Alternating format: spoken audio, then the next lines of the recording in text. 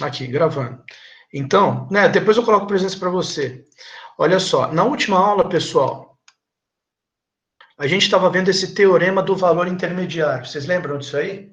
Seja f uma função contínua, f de AB em R, então, se eu tomar um valor D maior que f de A, menor que f de B, então existe um C pertencente ao intervalo aberto AB, tal que f de C igual a D.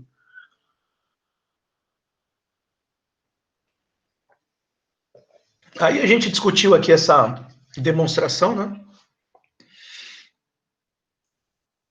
E não vou repassar aqui com você, é uma demonstração com vocês, é uma demonstração interessante, usou esse conceito de cisão, tá certo? Teorema do valor intermediário, e a gente ficou de ver esse corolário aqui, que vem logo na sequência, que eu vou discutir aqui com vocês, e depois você tem aqui uma série de exemplos aqui para terminar o capítulo, tá?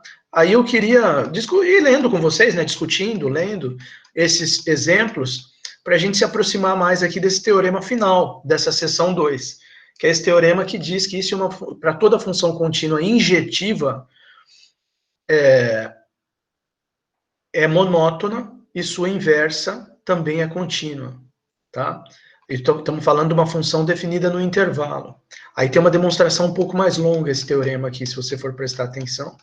Tá? E aí tem um corolário, e aí acho que fechou, né? Aí vem funções contínuas em conjuntos compactos. Então, o que eu queria fazer é justamente isso aqui. O que eu queria fazer é justamente isso aqui. Tá legal? Fazer essa discussão aqui depois das coisas que vieram depois aqui do teorema do valor intermediário. Pelo menos esses exemplos aqui para a gente fechar essa sessão, né? Então, começar pelo corolário aqui. Se I contido em reais, se você tem I é um intervalo, né? Se I contido em reais é um intervalo e a função de I em R é contínua, se I é um intervalo e a função é contínua, então a imagem da função f de Izão é um intervalo também.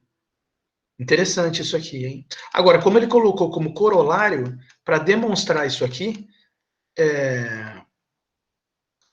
ele vai ter, em algum momento nessa demonstração, ele vai ter que usar o próprio teorema do valor intermediário, tá certo? Interessante, né? Primeira coisa que eu estou pensando aqui, antes de até de ver essa demonstração, se I é um intervalo e f de I é contínua, ele colocou duas hipóteses aqui, né? Do domínio ser um intervalo e a função ser contínua. E aí a conclusão dele, a tese, né, seria a imagem da função é um intervalo também. Então eu estou pensando o seguinte, será que se a gente tirar fora uma dessas duas hipóteses, realmente destrói essa tese? A f de Izão não vai ser um intervalo? Então deixa eu pensar aqui, por exemplo, essa hipótese aqui, se o domínio não for um intervalo, se o domínio não for um intervalo, vamos pegar um primeiro exemplo imediato que vem aqui na minha mente. As sequências, que o domínio são os naturais. Então, quer ver? Ó, deixa eu colocar aqui, corolário. Só para a gente saber o que a gente está analisando, né? Corolário. Né? Então, começar analisando ele aqui, fazendo uma observação. Vou até colocar em vermelho aqui, ó. Observação. Se I não é intervalo, I não é intervalo, né? Se não, é melhor para não confundir, é melhor eu escrever aqui. Se I não fosse intervalo, aí se colocando a frase assim, aí não confunde. Se I não fosse intervalo,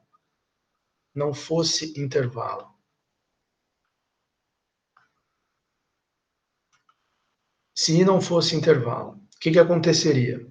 Um exemplo, você poderia ter uma f, dois pontos, dos naturais nos reais, que seria uma sequência, né? Dos naturais nos reais. O que aconteceria nesse caso? Não é um intervalo. O que vai acontecer com a imagem? Fão de I não vai ser também um intervalo. O que vai ser o Fão de I? Vai ser uma sequência de pontos, né? Vai ser o f de 1, vírgula, f de 2, vírgula, f de 3. Certamente não é um intervalo, porque isso aqui é um conjunto ou finito ou infinito enumerável. Tá? E um intervalo é sempre não enumerável, isso aí a gente viu no capítulo 2.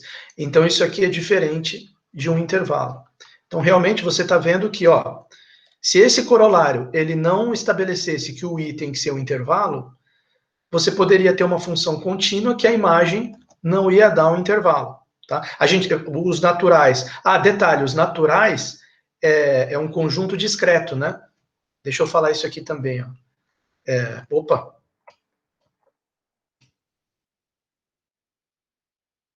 Conjunto discreto. Quer dizer, o que é um conjunto discreto? Todos os pontos são pontos isolados, né? E, portanto, daí f é contínuo, porque ele comentou aqui nesse capítulo que todas as funções são contínuas num ponto isolado de um domínio. Então, se o domínio só tem pontos isolados, é um conjunto discreto, então é uma função totalmente contínua. Daí f é contínuo. Então, aqui você manteve aqui, né, que f é contínua, mas você pegou um conjunto, um domínio, que não é um intervalo. Então, o que aconteceu? Já deu uma imagem diferente de intervalo.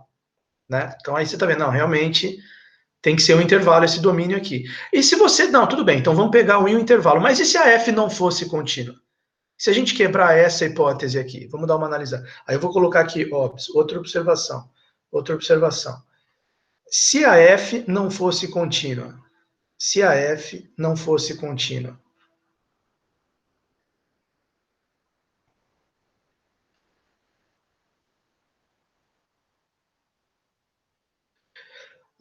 não fosse contínua, o que acontece? Vamos pegar aqui um exemplo de uma função. Pega aqui, exemplo. Pega uma função assim, melhor eu fazer o gráfico aqui, ó, do que escrever. Não, poderia escrever também. Não seria difícil escrever a definição dela, mas deixa eu fazer o gráfico aqui que vai talvez ilustrar melhor. Fazer um esboço aqui, ó. Você imagina uma função assim, aqui é x, aqui é f de x. Tá? E aí o gráfico, deixa eu fazer em preto aqui. Imagina que o domínio é do zero, aí ela vem valendo zero aqui, ó, zero. Aí quando chega aqui no meio, bola aberta no meio, e aqui pula pro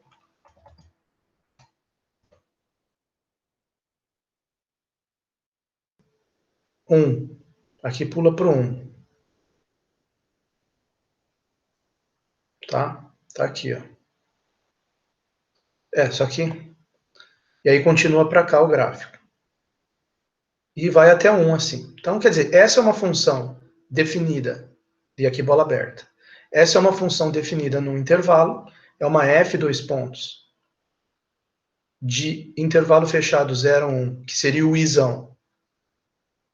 Em contradomínio, você pode colocar reais, igual está aqui no corolário, reais. Tá? E como que ela é definida? Ela é definida assim, f de x igual, chaves, 0, se x tiver, se 0 for menor ou igual que x, menor que meio, e ela vale 1 se x estiver entre meio e 1. Se x estiver entre meio, meio, menor ou igual que x, menor ou igual que 1. Então tá aqui, tá o gráfico dela e tá ela escrita aqui. E o que você percebe a respeito do fão de i? Você note que fão de i nesse caso, a função vale 0, 1. É igual ao conjunto 0, 1. Que é diferente de intervalo também. Então eu estou só colocando isso aqui para vocês, antes da gente ver a demonstração, justamente para a gente pensar o seguinte, realmente esse corolário aqui, que na verdade é um teoreminha, né? Ele está só colocado como corolário, porque supomos aqui que em algum momento ele vai usar o teorema lá. Estou até vendo aqui, ó, pelo teorema 4, que é justamente esse teorema aqui que a gente acabou na aula passada, né? A gente discutiu, que é o teorema do valor intermediário. Então, esse corolário aqui está bem amarradinho, né? Tem que ser um intervalo, o conjunto, e tem que ser contínua a função. A gente fez as duas observações aqui, justamente para mostrar para os alunos que, se não fosse um intervalo, e se a função não fosse contínua, você tem fão de i que não é intervalo, aparecendo. E já derrubaria essa tese aqui, que fão de i é um intervalo, tá? Então, tá aí. Bom, Beleza, vamos ver o que ele comenta aqui. Isso aqui é uma demonstração que ele está fazendo, né? Agora não é mais exemplificar, discutir, ele vai partir para demonstrar, beleza. Isso é óbvio se f é constante. Veja, vamos comentar um pouco essa frase aqui. Se a função é constante, vamos colocar aqui, agora já não é mais observações, agora já estaria, o cara já está partindo aqui para demonstração, tá? Demonstração. Primeira coisa que ele comenta, se f é constante, o resultado é óbvio. Bom, se você tem uma função constante, mas aí quando ele diz constante, é constante mesmo, né? Não é que nem aqueles dois platôs que eu fiz no último exemplo ali. É função constante, quer dizer, pode ser definida em 0, 1, que nem eu tinha feito, pode ser definida em 0, 1, que nem eu tinha feito, mas assim, né? Por exemplo, constante igual a 1, por exemplo. Agora essa linha aqui não está muito constante, mas é porque eu tenho dificuldade de fazer com a mão aqui. Então, por exemplo, uma função que está definida no intervalo 0, 2, né? F de x igual a 1, constante. O que vai acontecer? Aqui nós estamos vendo que colocamos aqui como uma função do intervalo 0, 2 em R, né? Então, qual que é a imagem dessa função aqui? F de isão é igual a 1, tá certo? Agora, isso aqui é um intervalo, aí que tá, você vai falar, puxa, mas só o número 1 vai ser um intervalo? É um intervalo degenerado, né? Eu vou até pegar a página aqui do capítulo 2, onde ele fala isso aqui, ó. Na página 16, lá no capítulo 2, ele diz, quando num intervalo fechado A igual a B, quer dizer, quando você tem um intervalo fechado AB com A igual a B, o intervalo fechado reduz-se a um único elemento, que no caso seria o 1, né? E chama-se um intervalo degenerado. Então, é uma forma de intervalo também, tá? Então, digamos, né, não destruiu o teorema, tá? Beleza. É óbvio que vai ficar um único ponto, que é um intervalo degenerado. Eu penso que é isso que ele quis dizer com é óbvio, aqui com essa frase, né? É isso que eu expliquei aqui para vocês. Agora, caso contrário, esse caso contrário seria o seguinte, se a função não for constante. Se a função, então vamos pegar um exemplo aqui. Se você pegar agora uma função que não é constante, ela vai ser uma função assim, né? É um exemplo apenas, né? Eu pego aqui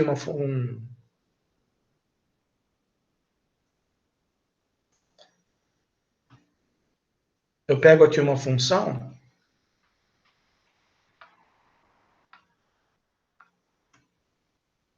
vamos dizer, uma função assim, ó. Essa não é constante. Está definida do 0 até, sei lá, podemos deixar 2 também, sem problema. E f de x igual a x. Um exemplo só. Uma função contínua, definida no intervalo, no caso no intervalo 0, 2, e não é constante. Olha só. Então, o que ele vai falar aqui? Vamos ver, vamos passar aqui por preto, vamos ver o que ele vai comentar. Aí ele vai comentar o seguinte, desculpa, aí ele vai comentar o seguinte, vamos chamar de alfa o ínfimo da imagem. Olha lá, inf de f de i, que é igual ao ínfimo do conjunto dos f de x, tal que x pertence a i. E beta, o supremo da imagem. Então ele faz, define, né? Alfa igual a inf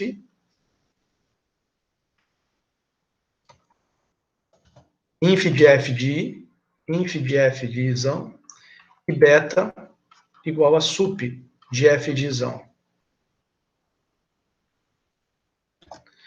Se f de i for ilimitado, porque pode acontecer, né? Esse seria um caso máximo, né? O f de i dá ilimitado. Seria o caso de eu ter, em vez de ter pego aqui o intervalo 0, 2, eu poderia ter pego o intervalo de 0 até infinito. Também é intervalo, tá lá na mesma página 16 do capítulo 2, ó. São chamados de intervalos. Na mesma página 16 que eu tinha citado agora há pouco. Ele coloca, se você pegar de um azinho, vírgula, até mais infinito, é um intervalo também. Se você pegar de menos infinito até mais infinito, é um intervalo também. E aí, nesse caso, por exemplo, essa função que eu coloquei aí, y igual a x, se eu não tivesse pego 0, 2, tivesse pego de 0 até mais infinito, aí essa reta aqui, que é o gráfico da função, ia se prolongar indefinidamente, fazendo com que a imagem f de i se tornasse um conjunto ilimitado, tá? Aí o que ele diz aqui? Bom, se fosse ilimitado, ia destruir a minha ideia do alfa e beta? Não. Aí a gente toma alfa igual a menos infinito ou beta igual a mais infinito. Né? Pode ser ilimitado mantendo aqui o zero e jogando para mais infinito. Aí o alfa continua sendo inf aqui. E o beta viraria mais infinito, nesse caso. Né? Mas se eu pegasse do menos infinito até o mais infinito no domínio, é um intervalo, mas aí como é que vai ficar o alfa e beta? Porque aí não tem supremo e ínfimo, né? Aí você colocaria o alfa menos infinito, beta mais infinito. Tá só adaptando para o caso se eu pegasse um intervalo ilimitado aqui no domínio. Aí eu trabalharia com mais ou menos infinito aqui no alfa e beta. Tá, por enquanto estou entendendo tudo que ele está falando aqui. Mas agora eu tenho que provar que f de i é um intervalo. Por quê? Porque é justamente essa a tese do teorema. F de i é um intervalo. Né? Pode ser aberto, pode ser fechado, ou semiaberto. Né? Cujos extremos são alfa e beta. Então já está adiantando aqui. Nós vamos provar que o f de i é um intervalo que pode ser aberto, fechado ou semiaberto, e cujos extremos desse intervalo vão ser justamente o alfa, que é o ínfimo esse ínfimo desse conjunto aqui, e o beta, que é o sup, né? Bom, e para provar isso aí, né, tomemos um D, agora vai entrar o teorema do valor intermediário. Tomemos um D tal que D esteja entre alfa e beta, tá certo? Pelas definições, então vamos escrever, essa ideia é importante aqui, ó. Tomemos, né, foi exatamente a palavra que ele usou, olha lá. Tome D tal que alfa seja menor que D, opa, delta não, já coloquei um delta aqui. Alfa menor que D, menor que beta. Tá? Tome um D tal que D seja entre alfa e beta. Pelas definições de inf e sup, existem Azinho e Bzinho. Ah, tá. Isso aqui a gente discutiu bastante no próprio capítulo 2, que eu citei agora há pouco, né? Toda vez que eu pego um valor que é, por exemplo, aqui o D está para cima do alfa. O alfa é um ínfimo do conjunto. Então ele é a... O que é o ínfimo? Ele é a maior das cotas inferiores, correto? O que é o sup? É a menor das cotas superiores. Então, toda vez que eu pego alguém maior do que o ínfimo, tem alguém do conjunto que é menor que esse D. Peguei um D que é maior que o ínfimo. Então, tem alguém do conjunto que está menor do que esse D. Tá certo? Ah, vamos supor que não tivesse ninguém do conjunto que fosse menor do que o D. Então, o D passa a ser o ínfimo. Tá certo? Entende o que eu estou falando? Então, quer dizer, justamente pelo fato desse cara aqui ser o ínfimo, ele não é uma cota inferior qualquer. Ele é a maior possível das cotas inferiores. Então, é impossível você ter uma cota inferior maior do que ele. Então, se você pegou um cara maior do que ele, vai ter alguém do conjunto aqui para baixo, que é justamente esse f de A que ele escreveu aqui. Então, beleza. Então, existem A e B, tais que o f de A fica maior ou igual que o alfa e menor do que o D, certo? E existe também um B, né, tal que existe que faz com que haja um f de B que é menor ou igual que o beta, mas é maior do que o D. Tá? Então, acho que essa é uma ideia importante também. Tá? Se a gente pegou um D que está entre o ínfimo e o sup desse conjunto f de I, veja que só uma observação aqui, esse não é um teorema que está provando que existe o f de I.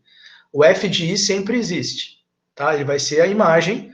Se você tem uma função f aqui, que nem eu fiz aqui, uma função f, que está definida no intervalo, que no caso é o 0, 2, e vai para os reais, essa função tem uma imagem f de i. Toda função tem um domínio, aqui no caso é i, tem um contradomínio, aqui no caso é r, e tem uma imagem, que é o f de i. Isso aí é definição de função, a gente vê talvez até no ensino médio, né?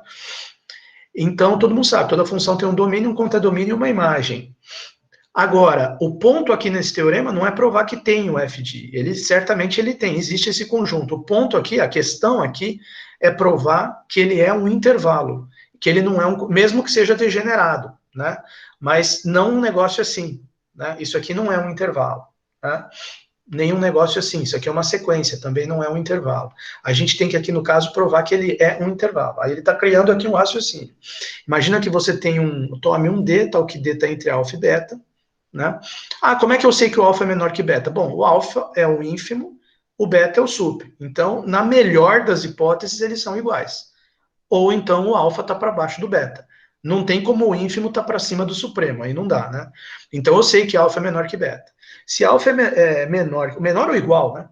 Se alfa é menor ou igual que beta, dá para eu imaginar um D que está entre os dois, tá certo?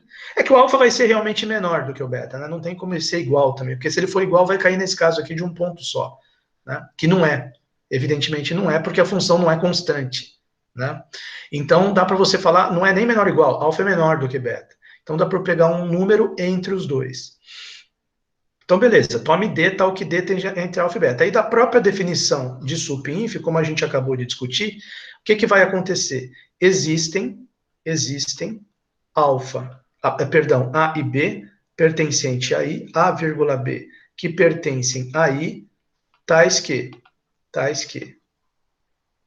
F, como é que é? Alfa menor ou igual que F de A, que é menor do que D, que é menor que F de B, é menor ou igual que beta. O cara conseguiu isso aqui. Realmente está de acordo com a noção de ínfimo e supremo. Isso aqui. Tá? Mas vamos ver qual vai ser a continuação do raciocínio dele. Pelo teorema 4, olha só que interessante. Que agora ficou nessa situação que deve estar te lembrando bastante o enunciado do teorema 4. Perdão, um D entre F de A e F de B. Vamos dar uma olhada lá. Ó. Teorema 4. Quando tem um D entre F de A e F de B, então, aí já está provado. Vai existir um C no intervalo aberto, tal que F de C igual a D. Vamos ver o que ele vai falar aqui. Pelo teorema 4, existe um C, só que aqui ele coloca fechado, hein? E pertencente ao intervalo fechado, AB. Logo, pelo teorema 4, existe um C pertencente a fechado, AB. Logo, C pertence a I. Né? Claro, porque isso aqui está tudo dentro do I. Logo, pelo teorema 4, existe um C pertencente ao AB, logo C pertence a I, tal que F de C igual a D. Ficou um pequeno mistério aqui. Por que, que aqui ele pegou intervalo fechado? E por que, que aqui no teorema 4 é intervalo aberto? Certo? Olha só, aqui era uma função definida. Aqui, a verdade aqui é a seguinte, ó, no enunciado do teorema 4, os extremos, as extremidades do domínio da função, as extremidades, são justamente A e B, os extremos do intervalo, né? A e B. Acho que é essa a diferença, né? Vamos ver aqui. Aqui, nesse caso, a função é definida no intervalo I, e D está entre F de A e F de B, F de A maior ou igual que o alfa. Maior ou igual que alfa. Se F de A for igual a alfa, aí o A é uma extremidade, né? Existe AB pertencente a I, ao intervalo, tal que isso aqui acontece. Pelo teorema 4, existe um C pertencente ao intervalo fechado, AB. Isso aqui realmente passou batido para mim. Eu não sei porque que ele pegou intervalo fechado aqui. Tá certo? Deve ter uma explicação. Depois, se algum de vocês tiver alguma ideia aí, vocês abram o microfone aí e comenta comigo. Porque eu tô vendo que aqui no intervalo ele pega aberto, né? Agora eu fui pego meio de surpresa aqui. Aqui ele pega intervalo aberto. Função contínua de AB em R, né? Tem isso aqui. Será que é erro de digitação? Não sei. C pertencente a B fechado. Logo, C pertence a I. Bom, tudo bem. Vamos ignorar o fato que é intervalo fechado por um momento, só para terminar o raciocínio e ver se no demais está tudo certo. Pelo teorema 4, existe C pertencente ao intervalo fechado a B. Logo, Logo, C pertence... Ah, bom, tem um detalhe também, né? Se o te... Não, peraí, tem uma coisa muito simples aqui que eu poderia dizer, né? Eu poderia dizer assim, bom, se o teorema garante que tem um ponto... tem uma coisa super simples aqui que eu não tinha parado para pensar. Se eu garanto que que um ponto está num conjunto aqui, que é um intervalo aberto, com certeza esse ponto vai estar também no intervalo fechado, tá? Quer dizer, é bem mais simples do que eu estava pensando, né? Se eu falo, por exemplo, que, bom, 1/3 está no intervalo aberto 0,1. Ah, tudo bem. Então, 1/3 pertence ao intervalo fechado 0,1. Não, pertence também. Tá certo? Claro, eu não posso, a volta não vale, né? Se eu disser que um ponto ele está no intervalo fechado, eu não tenho certeza que ele está no intervalo aberto. Por exemplo, 0 pertence ao intervalo fechado 0,1. Mas isso não garante, e ele realmente não está no intervalo aberto 0,1, o 0. A mesma coisa vale para o 1, tá? Então tudo bem, eu acredito que é só uma questão de lógica, então. Não é nada do teorema aqui. Como ele está no intervalo aberto, pelo teorema 4, com certeza ele está no intervalo fechado também, tá? Vou deixar o raciocínio dessa forma. Pelo teorema 4, existe um C que está no intervalo aberto, e, portanto, está no intervalo fechado também. Logo, C pertence a I. Por que ele pertence a I? Porque A e B pertencem a I. Então, o intervalo fechado AB ou é igual ao I, ou está contido em I. Tá? Não tem como ser maior. Esse intervalo fechado não tem como estar englobando ou estar por fora do I. Ele tem que ser igual ou está dentro, porque os dois estão em I. Então, se o C pertence ao intervalo fechado e o intervalo fechado está contido ou é igual a I, então o C pertence a I também. Deixa eu anotar essas ideias aqui. É bom anotar isso aqui na lousa, né? Tá, ok, até aqui tudo bem. Aí o que ele comentou aqui? Comentou logo pelo teorema 4, né? Isso, do teorema 4, pelo teorema do valor intermediário, né? Pelo teorema 4, existe um Czinho pertencente ao intervalo fechado, ao intervalo aberto AB. Aí vou botar em vermelho assim. Logo, entre parênteses, né, entre colchetes aqui, logo, vírgula, C pertence ao intervalo fechado também, a B, tá? Não foi uma boa ideia colocar colchete aqui. C pertence ao intervalo fechado, a B. Tá? Só para explicar melhor aquilo lá, senão você fica meio perdido ali. Existe um C pertence a B, logo C pertence ao intervalo fechado, a B, e ele nem escreveu aqui, né? Tal que existe um C pertencente ao intervalo fechado. A B tal que, só que tem o. Não é só existe o C, né? Existe um C tal que F de C é igual a D. Faltou escrever isso aqui. Existe um C pertencente ao intervalo fechado. A B. Não, ele escreveu depois, né? Tal que F de C é igual a D. Não tinha visto que ele escreveu depois. Tal que F de C é igual a D.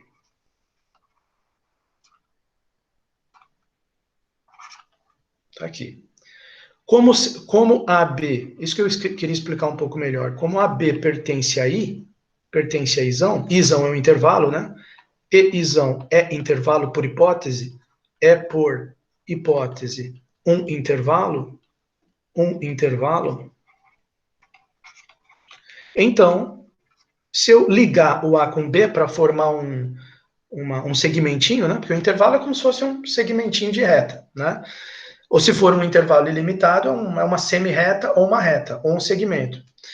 Então, como o I é um intervalo, se eu peguei 2 pontos nele e eu ligo os dois, forma um outro intervalinho contido no I, ou igual a I, mas nunca passando para fora, nunca maior do que o I. Né? Então, por hipótese, um intervalo. Então, com certeza, esse AB aqui, ele está, de algum modo, contido em I. Vou colocar o símbolo de contido aqui, porque está perfeito. Contido em I. Portanto, dessa forma, né? Dessa forma,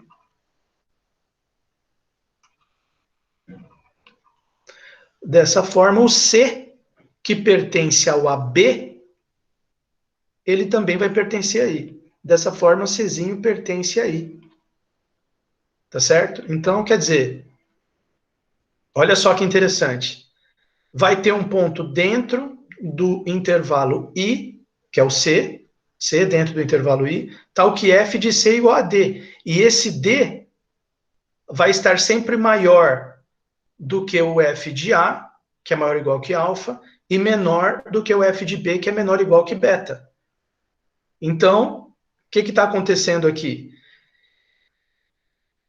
Esse alfa ou f de A e beta ou f de B estão funcionando como extremos de intervalo, porque todos os valores D, que são f de C para algum C dentro do intervalo, esses Dzinhos que são f de C está sempre ficando entre os dois, nunca está ficando para cima nem para baixo. Então é como se esses valores aqui, um dos dois fossem extremos do intervalo. Vamos ver como é que ele vai concluir. Ele vai concluir dizendo o seguinte: assim, o D pertence à imagem, ele foi f de um C, onde C está dentro de I, então ele pertence ao f de I. Isso está correto também, vou até deixar registrado aqui já. Assim, o D, né, que é o f de C, o Dzinho, pertence ao f de Izão. Ele está na imagem da função f, certo? Isso prova que alfa beta está contido em f de I. Alfa beta aberto, né? Está contido em f de I. Sim, veja.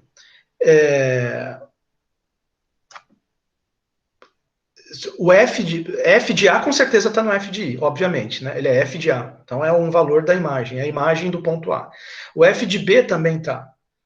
Então, como alfa é menor ou igual, né, beta, e eles são, esse aqui é o ínfimo, esse aqui é o supremo do f de I. Então, fechado não dá para a gente garantir que está contido, né? Mas aberto dá para garantir. Tá? Como alfa é o ínf, beta é o supremo de f de I, nenhum número real menor do que alfa ou maior do que beta pode estar em f de I. Portanto, f de I é um intervalo cujos extremos são alfa e beta.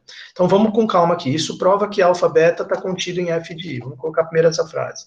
Isso prova que o intervalo aberto alfa beta está contido em f de I. Veja o intervalo, hein? O intervalo quer dizer, todo mundo entre o alfa e beta está contido. É isso que ele está querendo dizer com isso aqui. Todo está contido no f de I. Né? Claro, isso está vindo diretamente desse negócio aqui, ó. Toda vez que eu peguei um D, porque ele começou dizendo assim, tome um D, né? Tome um D, nem especificou quem é. Um D que esteja entre alfa e beta. A única coisa que eu sei do D é que ele está entre o alfa e beta, está maior que alfa e menor que beta. Aí seguiu o raciocínio, qual foi a conclusão que eu cheguei?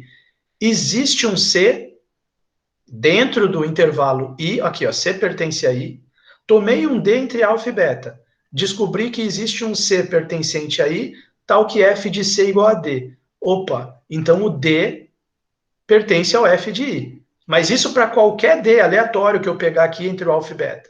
Então, conclusão, qualquer cara entre o alfa e beta está no f de I. Então, o intervalo aberto, alfa, por isso que ele escreveu essa frase aqui. Então, o intervalo aberto alfa-beta está contido no f de I. Intervalo aberto alfa-beta, né? Está contido no f de I. Só que a ideia do corolário seria provar que... cadê? O corolário ele quer provar que não é que está contido, ele quer provar que f de I é igual a um intervalo. Então, eu teria que fazer a outra parte agora. Já que alfa-beta está contido em FI.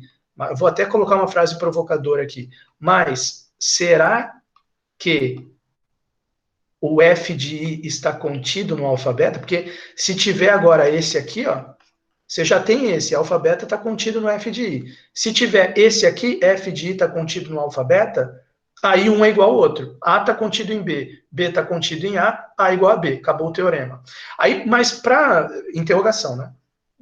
Será que esse aqui está contido? Aí o que ele diz aqui na última frase? Ele diz o seguinte: beleza, alfa beta está contido em f de I. Como alfa é o ínf do f de I e beta é o supremo do f de I, nenhum número real do f de I pode ser menor do que alfa, porque o alfa é o ínfimo. Nenhum número real do f de I pode estar para cima do beta, porque beta é o sup. Então, quer dizer, como não tem nenhum número do f de i que esteja para baixo, aqui, ó, nenhum número real menor do que alfa pode estar no f de i, nenhum número maior do que beta pode estar no f de i. Então, todo mundo no f de i é maior ou igual que o alfa, é menor ou igual que o beta, né? Então, qual é a conclusão que você chega aqui? Você chega à seguinte conclusão, que pela frase que ele está dizendo aqui, né, nenhum número real menor do que alfa é maior. Nenhum número real menor do que alfa está no f de i, nenhum número maior do que beta está no f de i. Então, todo mundo no FI, todos em FI, eu vou reescrever essa frase, vou colocar assim, né? Como alfa, como alfa é ínfimo do F de I, então, para qualquer, vou chamar de Y, para qualquer Yzinho pertencente ao F de I, então, Y pertence a F de I, implica que Y não pode ser menor do que alfa. Y maior ou igual que alfa. Porque alfa é o ínfimo. Como beta é sup de f de i, então y pertencente a f de i implica que o y está menor ou igual que beta. Y é menor ou igual que beta. Tá ótimo, tá? Eu entendi o que ele quis dizer. Ele quis dizer o seguinte, então, quer dizer, y pertencente a f de i significa que y está entre os dois, né? Ou seja, né, isto é, y pertence a f de i implica alfa menor ou igual que y menor ou igual que beta. Tá certo? Bom, mas isso, o que a gente queria mostrar é que ele está contido aqui no aberto, né? Que ele está contido aqui no aberto. E aqui, o que eu estou conseguindo com esse negócio aqui, ó, se y, todo mundo que está no f de i, implica que está entre o alfa e beta, né? Aqui eu vou deixar em vermelho aqui, para destacar. Ou seja, o Fão de i, pela minha linha de raciocínio a partir da frase dele, né, está contido no fechado alfa beta. Opa, no fechado. Tem alguma coisa aqui que está faltando a gente raciocinar para falar, não, na verdade é aberto. Né, na verdade é aberto. Aí fechou, porque você já tem esse, aí você ficou com esse aqui, então eles são iguais. Vamos ver o que ele fala ali. Talvez seja questão de ler melhor essa última frase. Isso prova que alfa beta aberto está contido em f de i. Como alfa é o ínfimo e beta é o supremo de f de i, nenhum número real menor do que alfa ou maior do que beta pode estar em f de i. Portanto, f de i é um intervalo cujo... Ah, sim! Ele não falou se é aberto ou fechado. Portanto, f de i é um intervalo. Não sabemos se é aberto ou fechado. Cujos extremos são alfa e beta. Não, tá perfeito. Tá perfeito. Entendi a resolução dele. Você não consegue garantir que ele está contido no aberto. Mas você consegue garantir que ele está no fechado. Então, com certeza, veja, ele vai ser um intervalo, com toda certeza, né? Porque ele está contido aqui dentro e o aberto está contido nele. Então, com toda certeza, portanto, para fechar, portanto, com certeza,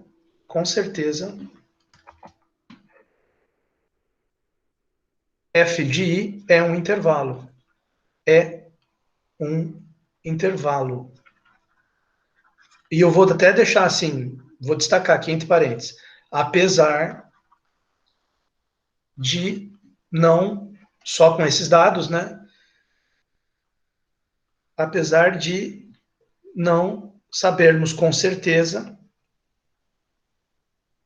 não sabemos aqui só com esses dados genéricos, aí tem que ver qual é a função específica, eu já vou voltar ali no meu exemplo, ou seja, portanto, com certeza, f de é um intervalo, apesar de não sabermos se aberto, fechado, ou, como ele mesmo disse ali, semi-aberto, quer dizer, aberto de um lado, fechado do outro.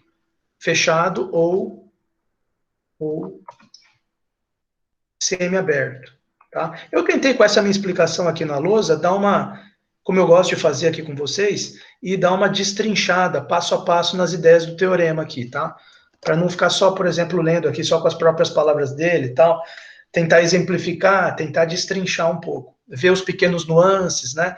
No teorema é intervalo aberto, mas ele pega fechado, porque se está dentro do aberto, está no fechado. Então, então vocês entenderam aqui, né? Se eu tivesse provado isso aqui, aí eu teria que o f de i é igual a um intervalo aberto, porque ficou aberto contido em f de i contido em aberto. Mas realmente o f de i pode ser um intervalo fechado. Vamos pegar o meu exemplo aqui, ó. Nesse caso aqui, quem que seria o f de i? F de i, se a função é y igual a x, e o f de i, o intervalo é 0, 2, então com certeza aqui, ó, vai ser 0, 2 também, certo? Esse aqui é o intervalo fechado, no caso, 0, 2. O domínio é um intervalo aberto, é um intervalo fechado, 0, 2, é o domínio, fechado, 0, 2. Aqui no caso eu não escrevi, deixa eu escrever aqui. Aqui nesse exemplo aqui, o isão, que é o domínio, é um intervalo fechado, 0, 2. E o f de isão deu intervalo fechado 0,2 também, porque a função é y igual a x. Mas se eu tivesse pego o intervalo aberto aqui, ó, se eu tivesse pego o intervalo aberto 0,2, i igual 0,2 aberto. Aí o f de i seria 0,2 aberto também. Tá lá. Certo? Professor, dá um outro exemplo. Dá um exemplo com parábola, por exemplo. Tá, mas aí você me dá só um minutinho aqui para eu abrir o GeoGebra, porque senão fica muito... Se eu ficar tentando desenhar uma parábola aqui, vai ficar uma porcaria o desenho, eu fico até com vergonha. Então, olha só. Tá? Mas, enfim, eu acho que ficou legal, acho que deu, pelo menos eu compreendi aqui no passo a passo dele e tudo. Quer dizer, vai ser um intervalo, ele ainda diz mais, cujos extremos são alfa e beta, tá? Mas os extremos serem alfa e beta, por exemplo, o intervalo aberto, quem são os extremos dele? Alfa e beta. Intervalo fechado, quem são os extremos dele aqui? A e B. Então, só ele falar que os extremos do intervalo são tal e tal, não está dizendo se o intervalo é aberto, fechado ou semiaberto. Tá? Isso aí fica em aberto, vamos dizer assim, fica em haver. Né? Mas você já garantiu o corolário, não estava especificando que tipo de intervalo era. Estava só dizendo, ó, se o i é um intervalo e f de i é contínua, e a f de x é contínua, então f de i, a imagem dela, vai ser um intervalo. Isso realmente ele conseguiu provar aqui. Deixa eu só analisar um negócio aqui com vocês. Ó. Vamos supor que a gente tivesse pego, para pegar um exemplo que não é função reta, nem constante, nem y igual a x. Se a gente tivesse pego para analisar, por exemplo, aqui, vamos pegar uma função bem legal aqui. Vamos pegar a função y igual a, entre parênteses, x menos 1 ao quadrado, para x indo de... Não, x menos... Peraí, não, x ao quadrado menos 1, eu quis dizer. Isso, assim. X ao quadrado menos 1, ou menos 5, pronto. Ou menos 3, x ao quadrado menos 3...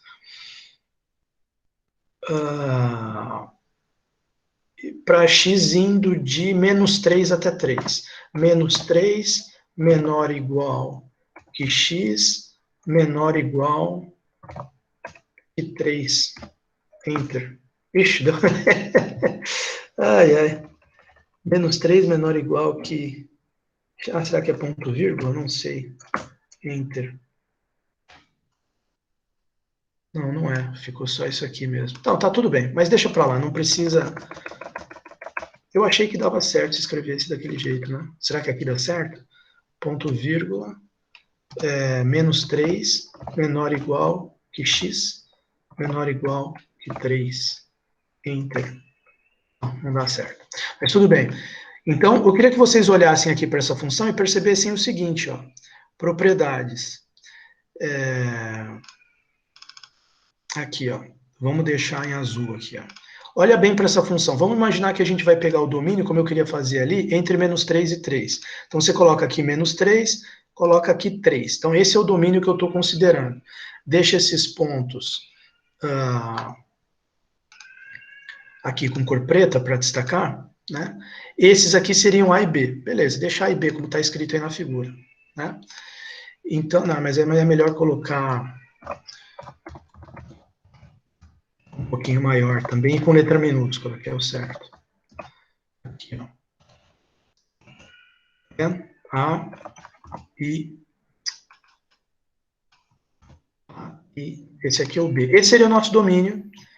É um intervalo fechado, AB. Aí eu pergunto o seguinte para os alunos. Qual que seria a imagem, né? Deixa eu escrever aqui na lousa enquanto eu desenho ali. Qual que seria a imagem aqui? Exemplo. Exemplo. Opa, aí não.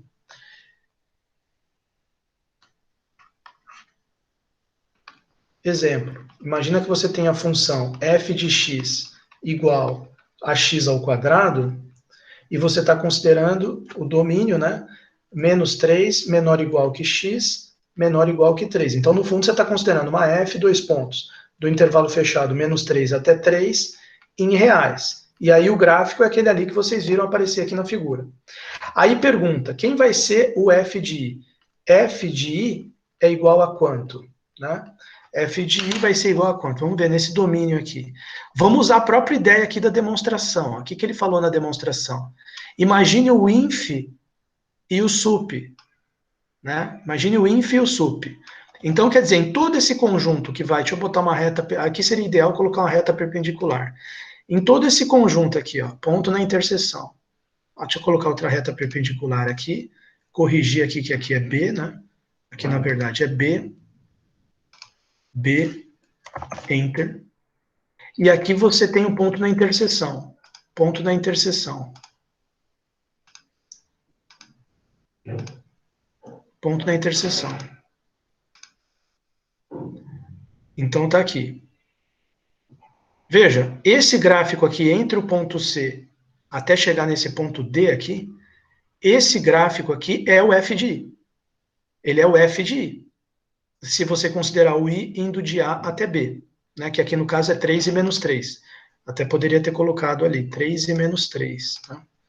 Então, qual que é o ínfimo desse conjunto aqui? Ó? Vamos colocar aqui menos 3 e aqui 3. Esse é o ideal. E aqui 3. Qual que é o ínfimo desse conjunto? Primeiro vamos escrever aqui o conjunto certinho. Né? O ínfimo, quer dizer, F de I, estou querendo saber o que ele é, né? Mas eu percebo o seguinte, antes de dizer quem que é o F de I, eu percebo que o alfa, se eu chamar de alfa, o ínfimo do F de I, na verdade, esse alfa vai estar sendo o ínfimo, ele vai ser o ínfimo do conjunto de todos os F de X, tal que X pertence a I.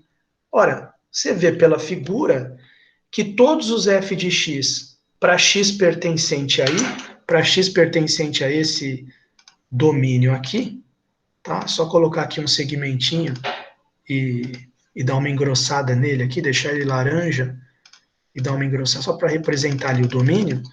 Para X dentro desse domínio aqui, o ínfimo é justamente esse ponto aqui, ó, menos 3. Tá aqui o ínfimo. Tá? Dá para ver pela figura. Ínfimo. Quem é o valor mínimo aqui que a função está chegando? Eu estou vendo que ela está chegando aqui no menos 3, certo? Menos 3. X ao quadrado menos 3 seria para x igual a zero, dá menos 3. Então, ínfimo é igual a menos 3. Beleza. Agora, quem que é o beta? O beta, ele tinha dito que é o supremo do f de i. Supremo do f de i é igual ao sup do conjunto de todos os f de x, tais que x pertença a i. Quem que é o supremo? Vamos dar uma olhada na figura. Está batendo aqui no... O mínimo que o gráfico foi aqui. O máximo que o gráfico foi aqui. É a reta aqui passando pelos dois pontos. Reta. Pá, pá. Ponto na interseção de objeto. Pá, pá. Pegou ali, ó. Ponto E. É justamente o 6. Tá certo? Seria quem? F de 3 e F de menos 3. 9 menos 3. 9 menos 3 vai dar 6. Então, também deveria ter colocado um ponto aqui, né? Ponto na interseção desse com esse. Então, você vê que formou um intervalo. Isso que eu queria mostrar para vocês. Ó. Formou um intervalo aqui. Às vezes parece uma bobagem, né? Mas dá uma... digamos assim, dá uma visualização para o aluno. Só que esse aqui eu vou deixar em vermelho. Deixa eu colocar aqui, ó. Pá. Pá. Aqui, ó. Esse, vou engrossar. Esse intervalo aqui, ele é justamente o intervalo f de i. Esse aqui é o isão, esse aqui é o isão, isão.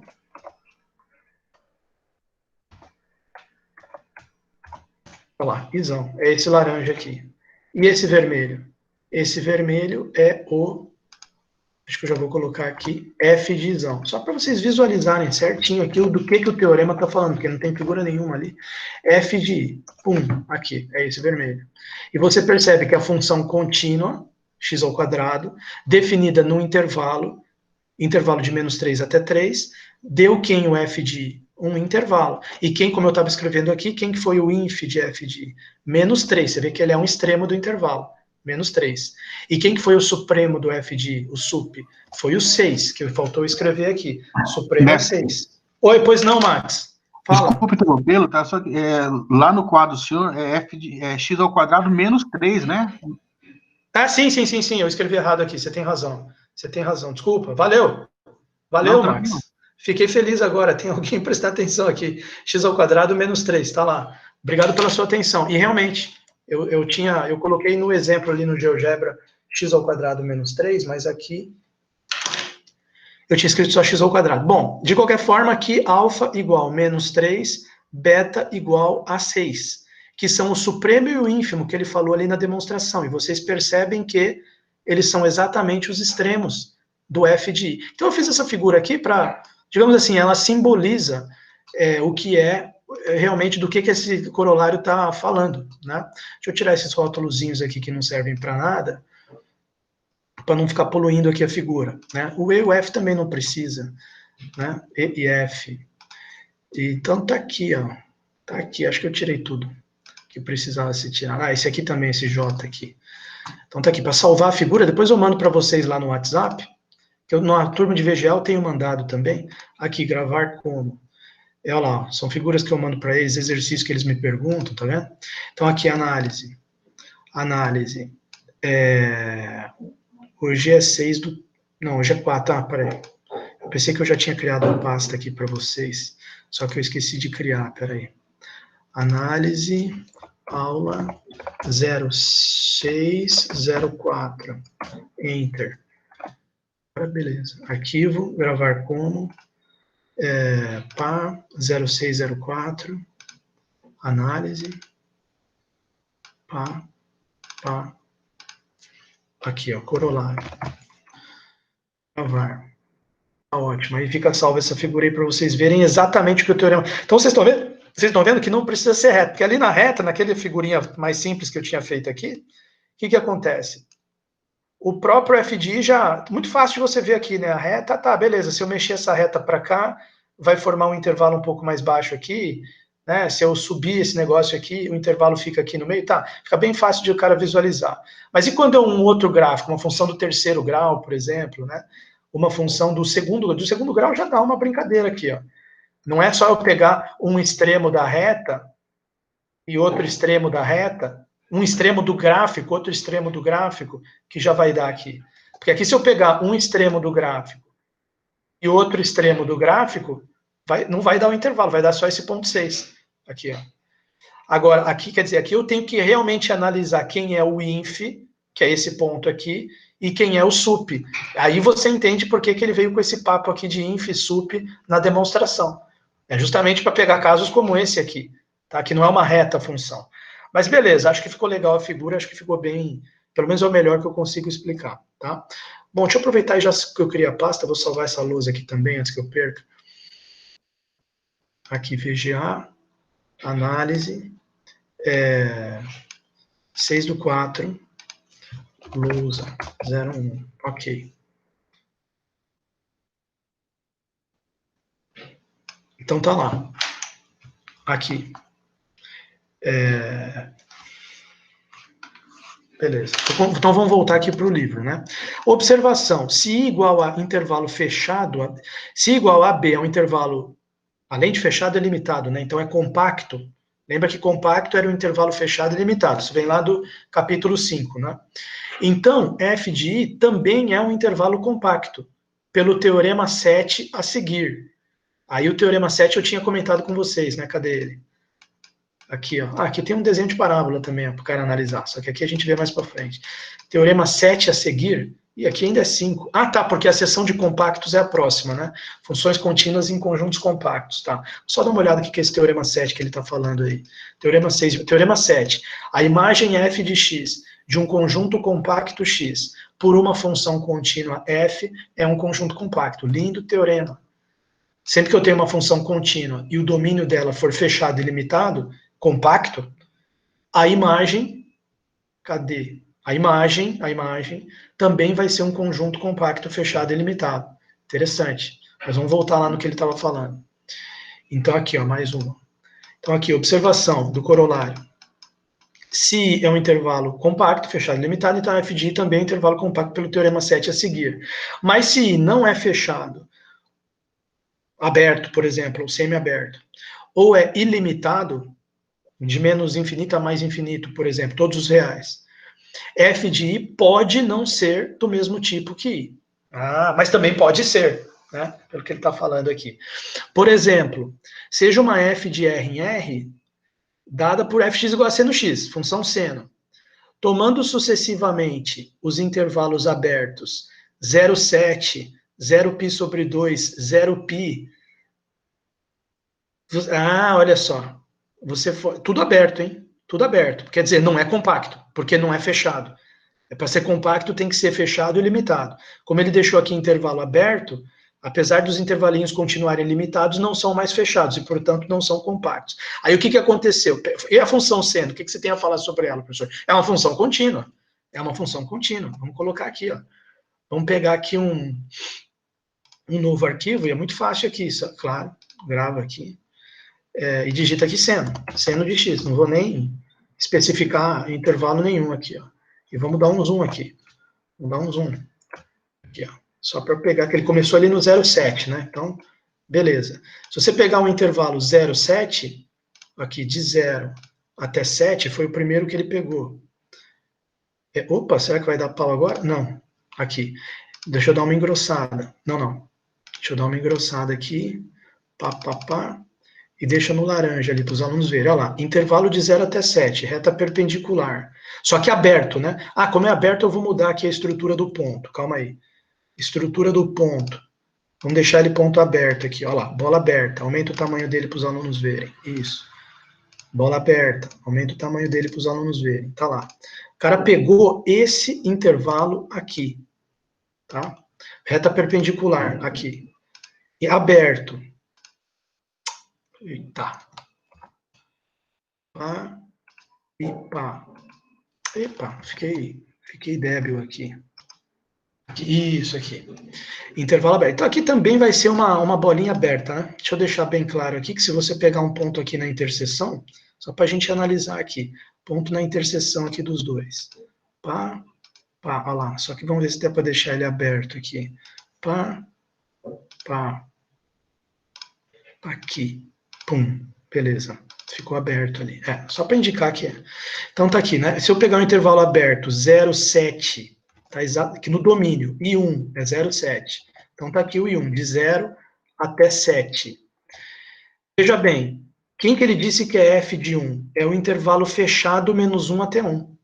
E realmente, se você correr essa função aqui de 0 até 7, como eu coloquei aqui para vocês verem, se você correr o seu olho aqui nesse gráfico verde, deixa eu até engrossar um pouquinho aqui, você vai perceber o seguinte, que o sup desse conjunto aqui, nesse intervalo laranja, o sup desse conjunto vai ser 1, realmente vai ser 1. E o ínfimo vai ser o menos 1, tá aqui, tá certo? Então, a imagem dessa função seno no intervalo 0 até 7, ou seja, o f de I1, que I1 é 0 até 7, é um intervalo fechado menos 1 até 1. Concordo com essa primeira parte. Mas se eu pego esse outro conjunto aberto, de 0 até π sobre 2, onde é que está o π sobre 2? Ora, o π sobre 2, ele está exatamente aqui, ó. Porque π é 3,14, está aqui o π, o π sobre 2 é esse topo aqui, ó, porque f de π sobre 2, seno de π sobre 2 é 1. Então, quer dizer,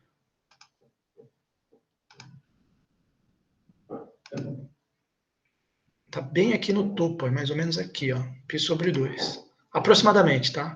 Aí para mim fica difícil de achar aqui exatamente, tá lá, ó. Se você agora imaginar ela nesse, e bola aberta, né? Porque tá aberto em π sobre 2. Então você tem que imaginar uma bola aberta aqui, e uma bola aberta aqui também. Olha lá, já fiz as duas para ganhar tempo aqui, ó. Pá, deixa eu ver se eu consigo. Estilo. Ah, já vou fazer os dois ao mesmo tempo. Pá, pá, olha lá.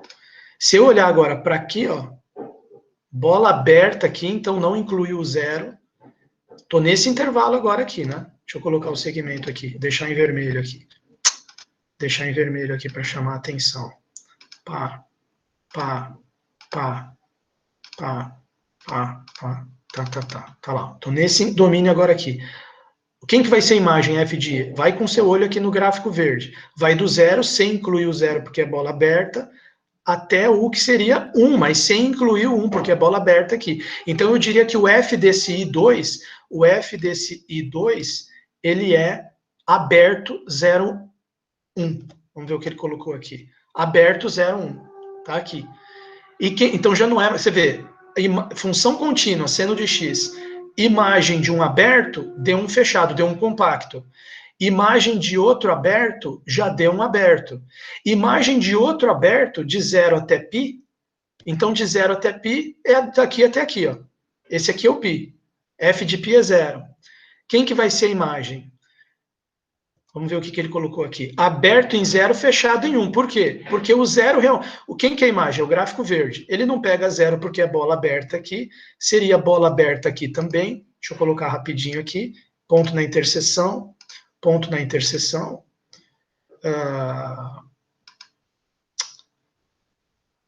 Zicou aqui o negócio, turma. Foi mal. Aí, apareceu. Ponto na interseção. Pá. Pá. Tá lá.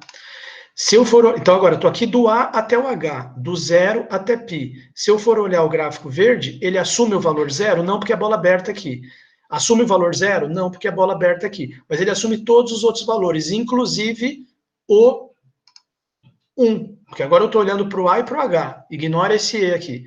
Indo do A até o H, ele vai assumir todos os valores entre 0 e 1, inclusive o 1. Que é nesse topo aqui, mas não vai assumir o 0, porque é bola aberta. Então, deu aberto em 0, fechado em 1. Resultado, 3 intervalos abertos diferentes, mas os 3 abertos.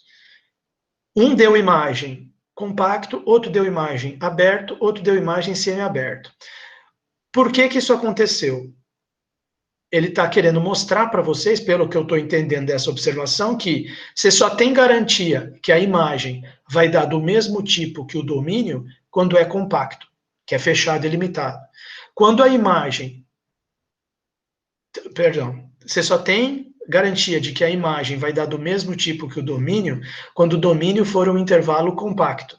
Quando o domínio é um intervalo que não é compacto, aqui no caso ele pegou aberto, mais limitado. Aí eu deixaria como exercício para vocês fazer, e quando for limitado, e quando for ilimitado. Aí também deve acontecer esse fenômeno aqui, de dar diferentes imagens. Mas aí você vai ter que ficar mudando a função, né? Mas tudo bem, vamos só fechar a ideia dele aqui. Beleza, por não ser compacto, no caso por não ser fechado, aqui são 3 intervalos abertos, uma função perfeitamente contínua, seno de x, pode gerar imagens de tipos diferentes do domínio. 3 domínios fechados. Perdão, 3 domínios abertos, iguais, todos abertos. Mas as imagens ficaram fechadas, aberto, semi-aberto. Ficou de tipo diferente, porque não era compacto. Interessante.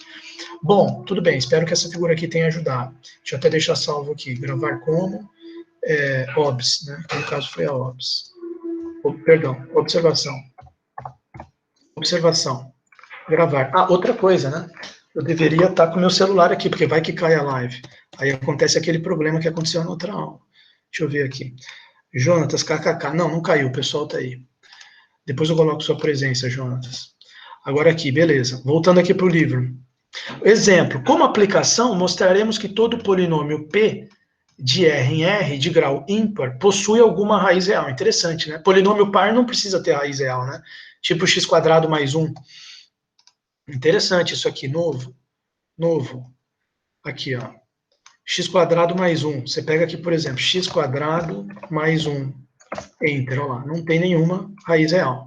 Mas polinômio ímpar, qualquer um que você escrever, ó, não vou nem pensar. x² menos 4x ao quarta mais 2x ao cubo. Olha lá. Menos x² mais 1. Olha bem a função bizarra que ficou. Estão vendo? Então, quer dizer, quando o polinômio é de grau ímpar, é certeza, ele vai sempre ter alguma raiz real. Tá certo? Por mais bizarro que ele seja.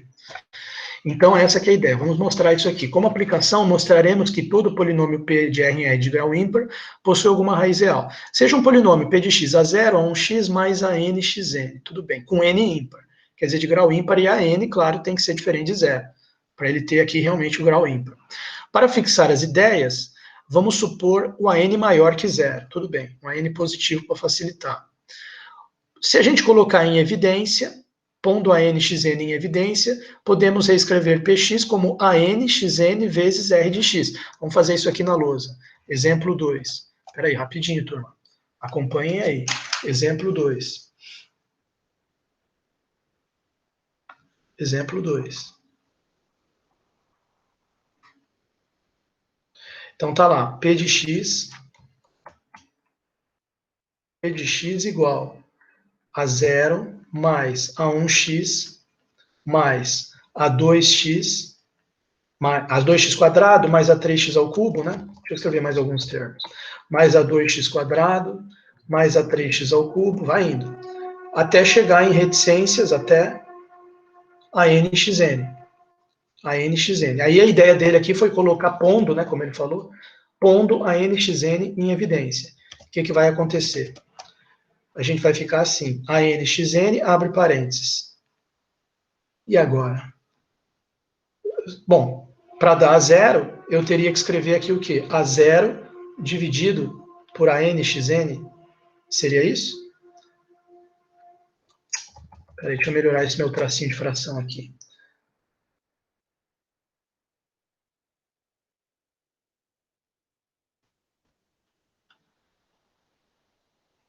Mais, aí aqui nesse caso, A1x dividido por a nxn. Estou entendendo dessa forma aqui.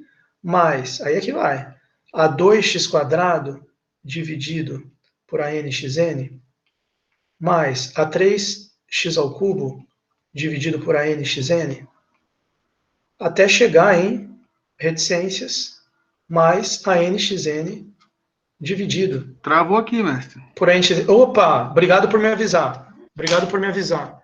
Deixa eu ver aqui. Deixa eu ver o pessoal aqui. Tá travado? Deixa eu ver. Alguém fala alguma coisa para mim aí no... Aqui tá normal, calma aí. Cadê meu cellphone? Cadê o cellphone? Perdi meu cellphone dentro de casa. Ah, não, tá aqui. Tá aqui. Tá de boa aqui, tá normal. Ah, legal, aí, ó, tem um pessoal reagindo. Mas deixa eu ver se tem mais gente reagindo aqui. Nossa senhora, tá que nem um monte de mensagem aqui, não, deixa eu ver.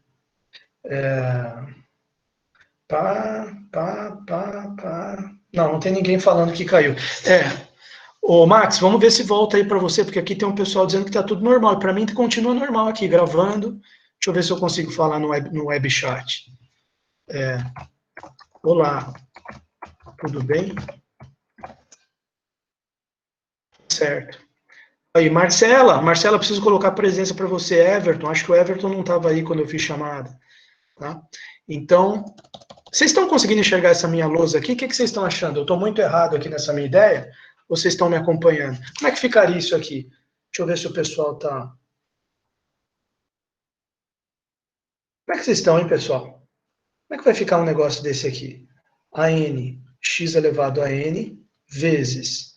Aí aqui, a zero sobre a nxn, presta atenção, pessoal, mais Aí cortou aqui, né? A1 dividido por AN, como é que ficaria isso aqui? X elevado a 1 menos n, né? Ou você coloca x elevado a 1 menos n, ou você deixa aqui embaixo x elevado a n menos 1. Né? N menos 1. Ou passa ele para cima, 1 menos n. Né? Beleza, deixa eu ver vamos ver o que ele escreveu aqui, que eu já tô. Deixa eu ver se o pessoal falou alguma coisa. Cansado. Não, tudo bem. Normal. O pessoal tá ok. Será que caiu aí, turma? Vocês estão. Alguém fala alguma coisa, só para eu saber que está continuando. Tudo normal. Tá, então tudo bem, tá normal. Então, olha só, deixa eu ver aqui. O que não está normal é essa minha conta aqui, deixa eu ver. Não, até que a minha conta está normal também. Ó. A0 sobre a n, xn, A0 sobre a n, xn, A1 sobre a n, 1 sobre xn menos 1, 1 sobre xn menos 1. Não, tudo bem. Não, tá ok, essa conta aqui tá ok. Mas, bom, claro que no final vai ficar mais um. Aqui, ó. Aqui você vai cancelar, vai ficar mais um, né? Mas ele colocou aqui o penúltimo termo também, né? O penúltimo termo seria AN menos 1 aqui em cima, dividido por, aqui embaixo vai ficar AN x. Quer dizer, teria um xn menos 1 e um xn aqui. Então, sobra apenas um x aqui embaixo. E o último termo é 1. Aí ele pega isso aqui e chama isso aqui de R de x. Chama isso aqui de R de x. R de x.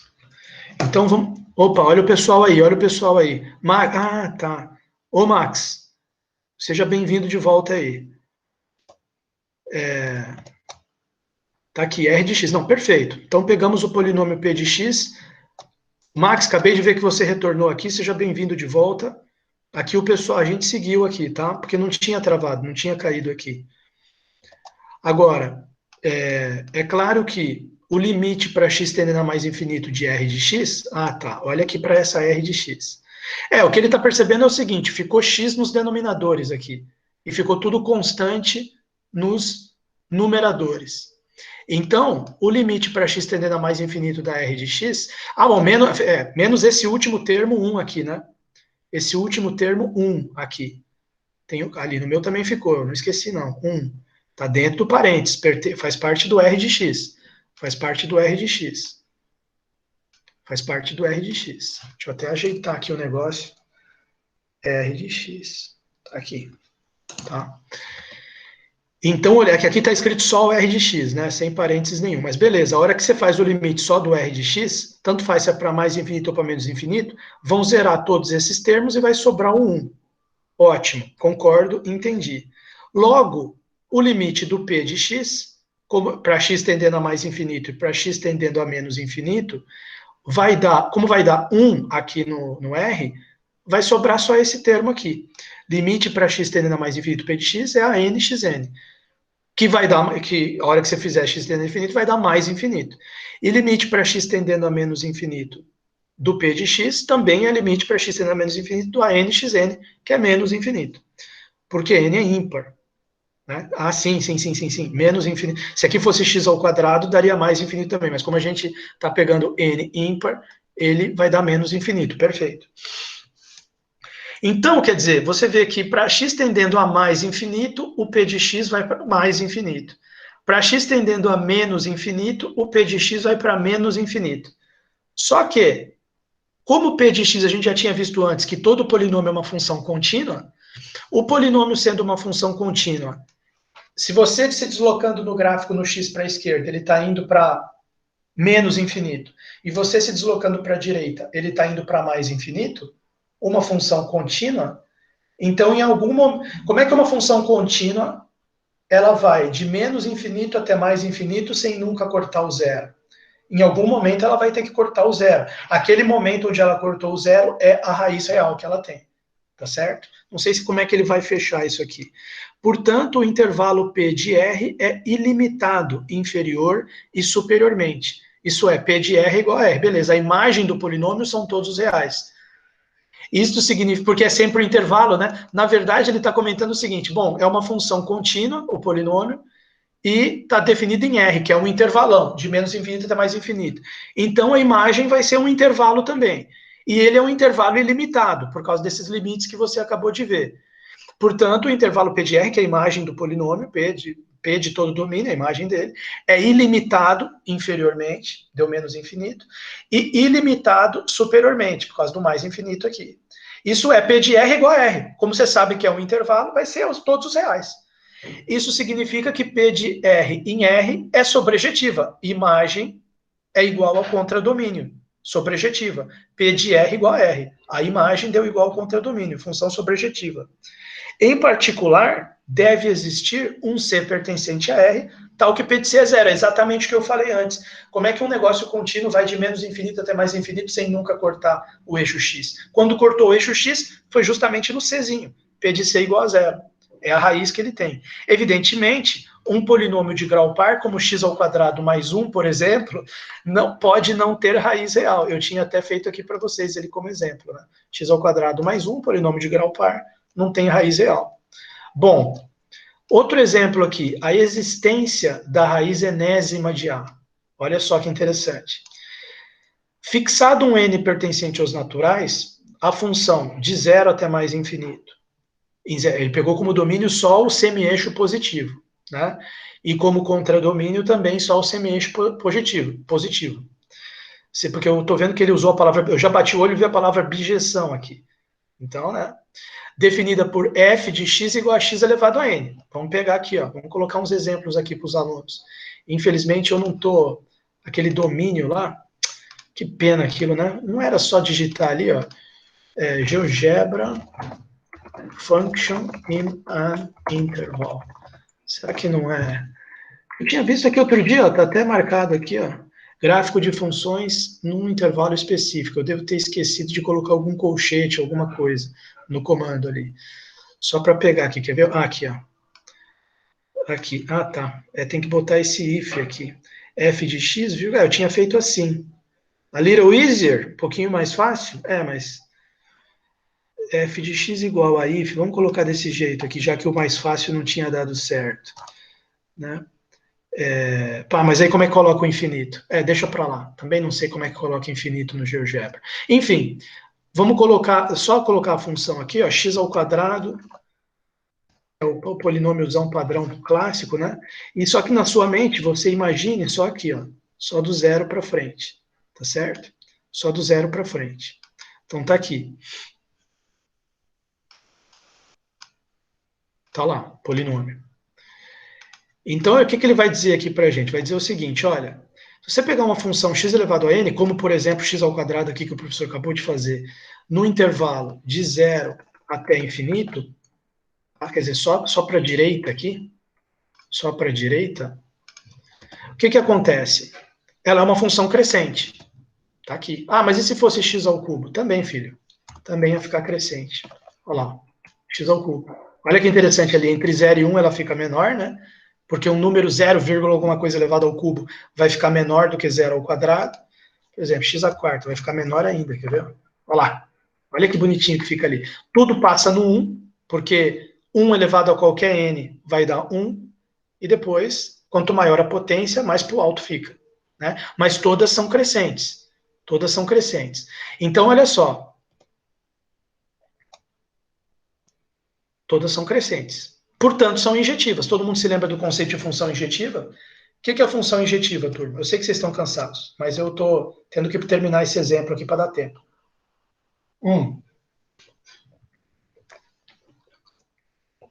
Função injetiva é aquela que, se eu pegar aqui, se eu tomar dois pontos diferentes no domínio, vão ir para duas imagens diferentes também. A diferente de B implica que f de A é diferente de f de B. Também a gente pode escrever injetiva assim. F de A igual a f de B implica que A igual a B. Tá? Como a função é totalmente crescente, ela vai ser injetiva. Né? Não tem como repetir. Se tivesse repetido a mesma imagem, já não seria mais crescente. Né? Tudo bem, então fixado um n, a função de 0 a infinito dividido por fx igual a x elevado a n é crescente, portanto injetiva, até aí tudo bem. Com f de 0 igual a 0, sim, 0 elevado a n é 0. E o limite para x tendendo a infinito da f de x dá mais infinito, perfeito. Até aqui tudo bem. Sua imagem é, portanto, um subintervalo ilimitado de 0 até mais infinito. Tá? Opa, alguém quer falar alguma coisa aí? Alguém quer falar alguma coisa? Pode falar. Não, em relação... Só terminar dessa minha explicação aí, depois em relação àquela das raízes, quando o polinômio, no caso, né, função polinomial é ímpar, não é? É ímpar, ela sempre tem uma raiz real. Você quer voltar em alguma coisa aqui? É só uma dúvida que eu fiquei em relação... Pode falar. Por exemplo, eu sei que o senhor está trabalhando nos reais, certo? É, porque aqui no começo ele escreveu o polinômio P dois pontos de R em R, né? Ah, tá. Como Porque aplicação... pode falar, pode falar.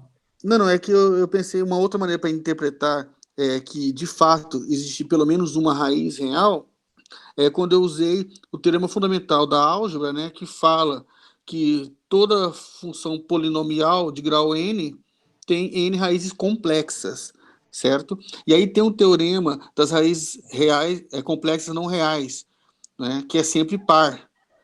Então, se você tem então uma função, por exemplo, do terceiro grau, pelo teorema das raízes complexas não reais, se é sempre par, então a outra com certeza vai ser real. Porque você tem, pelo primeiro teorema que você citou, fundamental da álgebra, no caso ímpar, vamos pensar 5, por exemplo. Você vai ter, pelo teorema fundamental da álgebra, 5 raízes complexas. Né? Sim. Mas tem esse outro teorema que você está citando que diz que as não reais aparecem sempre aos pares. Sim, As L complexas conjugado. são L e o conjugado. Os complexos é sempre L e o conjugado. Então, no caso de um polinômio de grau 5, você vai ter raízes complexas. Você vai ter... você pode ter 4, você pode ter 2, ou você pode ter nenhuma também, né? Isto, perfeito. E aí, o que acontece? Você, com 0, 2 ou 4 raízes complexas, como tem 5 o número total de raízes, vai ter pelo menos uma real sempre. Não, com certeza, você fez uma demonstração algébrica. Claro, aí você teria que, numa prova, demonstrar o teorema fundamental da álgebra, e talvez esse outro teorema, essa proposição também que você falou, né? Mas isso aí estaria tá perfeito o que você falou, eu concordo 100%. Mas digamos assim, abordando pelo ponto de vista da álgebra. Aqui ele está querendo abordar pelo ponto de vista da análise, então ele está usando continuidade, limite, teorema do valor intermediário. Mas parabéns, perfeito. Tá? Tem também vou fazer uma provocação para você, ainda nesse mesmo contexto de álgebra e raízes de polinômio e tal. Você já ouviu falar daquela regra dos sinais de Descartes? Hein, ô Max? Já. É o seguinte, se você escrever o polinômio assim ordenadamente, com os termos assim de modo ordenado, as potências indo crescendo ou diminuindo, né? Pode também fazer primeiro esse, depois e terminar no a zero, mas tem que estar escrito ordenadamente. E você contar o número de variações de sinais dos coeficientes, por exemplo, esse que eu tinha escrito aqui, ó, no GeoGebra, ele tem aqui um certo número de variações de sinais, ó. Começou positivo, depois foi para o negativo, uma variação, 2 variações, 3 variações, 4 variações de sinal. Mas poderia estar tudo positivo, não teria nenhuma variação de sinal. Poderia estar os 3 positivos e aqui menos e menos. Aí teria uma variação de sinal só. Existe uma relação entre o número de variações de sinal dos coeficientes e a quantidade de raízes. E as raízes, sim. E as raízes, né? No caso do expoente, né? E as raízes, isso, que tem a ver com o expoente.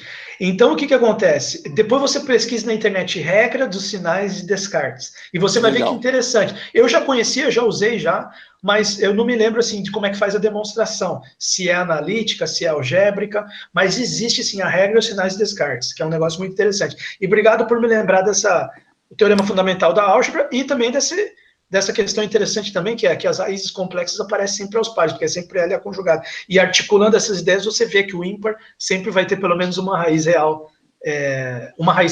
Pouco importa se positiva ou não. A regra de sinais de Descartes, ela é inclusive para o número de raízes reais positivas. A variação de sinais, acabei de me lembrar aqui, a variação de sinais do coeficiente vai te dar uma ideia de quantas raízes reais positivas tem o polinômio. Interessante, né? Você ia falar mais alguma coisa? Não, só agradecer. Obrigado, mestre. Não, obrigado a você. Obrigado pela sua participação aí. Olha só, deixa eu só terminar de falar aqui esse exemplo, a gente já está chegando no finalzinho da aula. eu queria comentar isso aqui, o seguinte, bom, como eu estava lendo aqui, fixado um n, se tem a função desse semi-intervalo nesse semi-intervalo, definida por f de x igual a n, é crescente, até aí tudo bem, vocês até viram aqui na figura, né? É injetiva, tudo bem, todo mundo sabe o que é função injetiva. F de 0 é 0 sempre, limite para x tendendo a infinito da f de x é mais infinito, tranquilo, tá aqui o gráfico que não me deixa mentir. Sua imagem é, agora essa frase aqui que eu fiquei um pouco puto, sua imagem é, portanto, um subintervalo ilimitado de 0 até mais infinito. Tá? Subintervalo ilimitado. Contendo seu extremo inferior igual a 0. Logo, bom, então quer dizer, essa frase aqui, por que eu fiquei um pouco puto? Ele está só enrolando para dizer o fato fundamental aqui, que é a imagem da função é o próprio 0 até mais infinito, né? Porque já vimos já que vai ser um intervalo. Você tem aqui uma função que é contínua, né? E definida num intervalo, então a imagem dela vai ser um intervalo também. E o cara já percebeu que ela é crescente, e se ela é crescente, e o menor ponto dela é 0, e depois ele explode para mais infinito, então para mim já está muito claro que a imagem dela vai ser 0 até mais infinito, tudo bem. Tudo bem, essa frase aqui para mim ficou um pouquinho supérflua, talvez tenha alguma sutileza aqui que eu não tenha visto, mas de qualquer forma eu concordo que a imagem da função vai ser 0 até mais infinito. Isto é, f é uma bijeção, se você considerar o contradomínio dela como sendo o próprio 0 até mais infinito, ela é uma bijeção, sem problema nenhum. É uma bijeção desse 0 até mais infinito sobre si mesmo. Agora, vocês lembram, né? Toda vez que uma função é bijetora, você pode pensar numa inversa. Ele não falou isso aqui, mas eu já estou enxergando que é isso que ele quer usar. Isso significa que para todo número real A maior ou igual a 0, ou seja, todo número real nesse conjunto aqui de 0 até mais infinito, que é o Azinho maior ou igual que 0, vai existir um número real B maior ou igual que 0, tal que o A vai ser igual a B elevado a N. Quer dizer, na verdade, Azinho nesse aqui, é que os dois são iguais, né? 0 até mais infinito. Mas ele, na verdade, está imaginando, você pega um Azinho aqui no contradomínio, vai ter um Bzinho no domínio, tal que Bzinho elevado a N dá o Azinho. Ou seja, o F do Bzinho é Azinho. É isso que ele está querendo dizer aqui. Para qualquer Azinho que eu pegar aqui, existe um B aqui, tal que F de B, que é B elevado a N, vai dar o A. A igual a B elevado a N. Isso aqui simplesmente é dizer que a função é sobrejetiva. Tá? Quer dizer, que como é bijeção, é sobrejetiva também. Ou seja, mas aí, claro, como A igual a B elevado a N, ou seja, B é igual a raiz enésima de A. É a mesma coisa, um equivalente ao outro. O que ele está querendo dizer? A raiz enésima de A está definida para todo número entre 0 e mais infinito. Tá? Tá definida. Qualquer número que você pegar aqui, você tem a raiz enésima, a raiz quadrada, a raiz cúbica, N pertencente a naturais. Tá? No caso particular de N ímpar,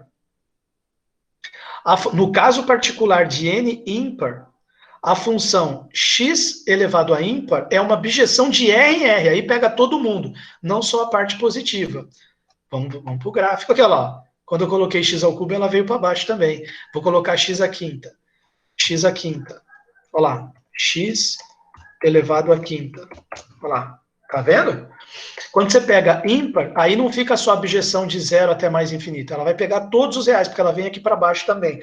Aí o que acontece? Raiz enésima, quando n é ímpar, é uma bijeção de R em R. De modo que, nesse caso, todo número real A, não só os positivos, mas os negativos também, possui uma raiz enésima, que é positiva quando A maior que 0 e é negativa se A é menor que 0. Por exemplo, raiz cúbica de 27 é 3, né? 3 vezes 3. 3 ao cubo é 27. 3 vezes 3 é 9, vezes 3 é 27. Então, raiz cúbica de 27 é 3. Mas raiz cúbica de menos 27 é menos 3. Porque menos 3 vezes menos 3 vezes menos 3 vai dar menos 27. Porque nós estamos mexendo... como é que você tirou uma raiz de um número negativo? Mas é uma raiz cúbica. Né? Então, o que acontece? A raiz quadrada, aí é um caso par, aí ela está definida só para número positivo. É isso que ele está comentando aqui. Tá? Vamos dar uma olhadinha nesse comentário aqui do exemplo 4. Tá? Rapidinho aqui para fechar, ainda tem uns minutinhos aí. Porque isso aqui é só um comentário, né? O teorema 4, que é esse teorema do valor intermediário que a gente discutiu na aula passada e discutimos o corolário nessa aula. O teorema 4 é do tipo dos chamados teoremas de existência.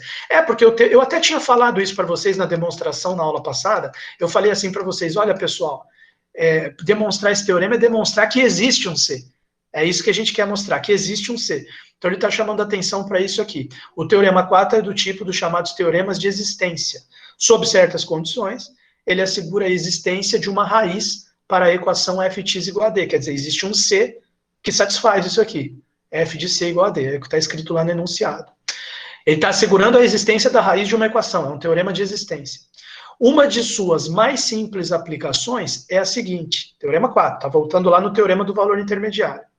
Seja f a bem r, igual está lá no enunciado. Uma função contínua, tal que f de a menor ou igual que a e f de b maior ou igual que b. Nessas condições, existe pelo menos um número C pertencente ao intervalo fechado AB, tal que f de C igual a C. Quer dizer, fazer um desenho rápido aqui para os alunos verem, que é interessante isso. Só para fechar a aula com chave de ouro aqui. Ó. Se eu estiver num caso onde a função contínua, aqui, a função contínua, opa, peraí, isso aqui está horrível. A função contínua é tal que f de A menor ou igual que A e f de B menor maior, e B menor ou igual que f de B. Aí o que acontece? Vamos ver aqui o que ele falou. Aqui, nessas condições existe pelo menos um número C pertencente ao intervalo fechado, tal que f de C igual a C. Então existe, acabou de anunciar uma proposiçãozinha aqui. Existe C pertencente. Claro, falou que é uma aplicação do teorema 4. Então, eu imagino que ele vai usar o teorema do valor intermediário para matar a pau isso aqui. Existe C pertencente ao intervalo fechado a B, tal que f de C igual a C. Tal que f de C igual a C. Tá lá. Bom, como que ele vai fazer para demonstrar isso aqui? Com efeito. A função φ de AB em R, definida por φ de x igual a x menos f de x, passar para o vermelho aqui, seja uma demonstração, seja uma função φ de x igual a x. Veja que f de x suposta contínua, né? F contínua. Ele tinha dito isso aqui, né? Seja f de AB em R uma função contínua. Então, φ de x igual a x menos f de x, o que você acha que vai acontecer com essa função? É contínua, porque uma contínua menos a outra. É um teoreminha que a gente passou lá. Né? Com φ de A maior ou igual que zero, porque o que vai ficar o φ de A? Então, beleza, é contínua. Outra coisa, quem que é o φ de A? Φ de A é igual a menos f de A. Só que o f de A é menor ou igual que A. F de A é menor ou igual que A. Então, significa que esse A menos f de A vai ser maior ou igual que zero. Porque esse aqui é no máximo A, f de A é no máximo A. Aí seria zero. Ou ele é menor que A. Aí isso aqui fica maior que zero.